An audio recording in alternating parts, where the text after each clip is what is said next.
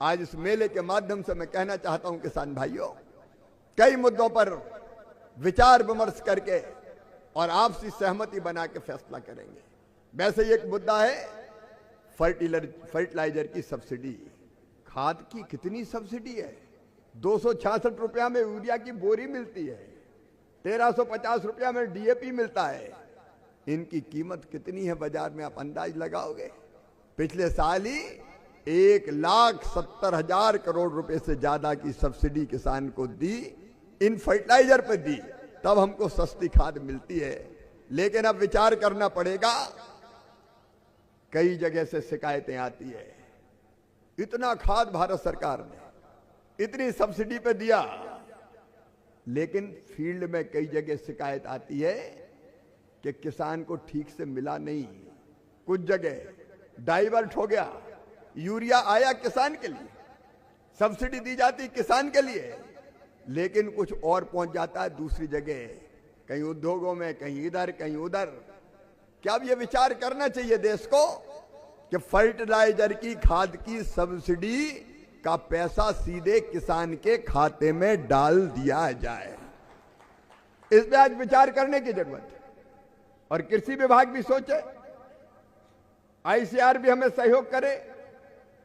मैं agree student से कहना चाहता हूं, मैं तकनीकी विशेषज्ञों से कहना चाहता हूं, फार्मर आईडी हमने बनाई है। लगभग 8.5 करोड़ फार्मर्स की, किसानों की आईडी बन गई है। ये फार्मर आईडी क्या है? ये फार्मर आईडी है किसानों की पहचान। फार्मर आईडी का मतलब है किसान के पास कितनी जमीन है, उसके परिवार में कितने सदस्य हैं, उसके पास कितने पशु हैं, उसके पास और कौन कौन सी चीजें, वो सारी फार्मर आईडी में समा जाती है। और फार्मर आईडी का मतलब सीधा ये कि वो फार्मर आईडी लेके अगर बैंक जाएगा तो 2 मिनट में उसका लोन सैंक्शन हो जाएगा, कोई कागज की पूर्ति करने की जरूरत नहीं है, सारी जानकारी फार्मर की एक जगह है। कई तरह की चीजों के अलावा हमको डीबीटी करना है, किसान के खाते में पैसे डालना है। फार्मर आईडी हमको 1 मिनट देर नहीं लगेगी, टेक्नोलॉजी आ जाए, सिंगल क्लिक कीजिए और सीधे खाते में पैसा पहुंच जाए। अब अगर फर्टिलाइजर की सब्सिडी सहमति बनाने की जरूरत है, चर्चा हो इस पर, मैं चाहता हूं तरीके हम निकालें।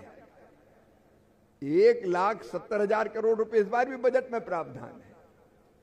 अब ये कंपनियों में क्यों जाए, सीधे किसान के पास जाए। एक किसान को जब 6,000 रुपया देते हैं तो 60,000 करोड़ रुपया लगते हैं, तो 1,70,000 करोड़ रुपया और अंदाज लगा के देखें। ये प्रयोग किए जा सकते हैं। मुझे लगता है कि रिफॉर्म की अगर बात है, एक रिफॉर्म, इस पर भी हमको काम करने की कोशिश करनी चाहिए कि कैसे हम किसान के खाते में सीधे पैसे डाल दें।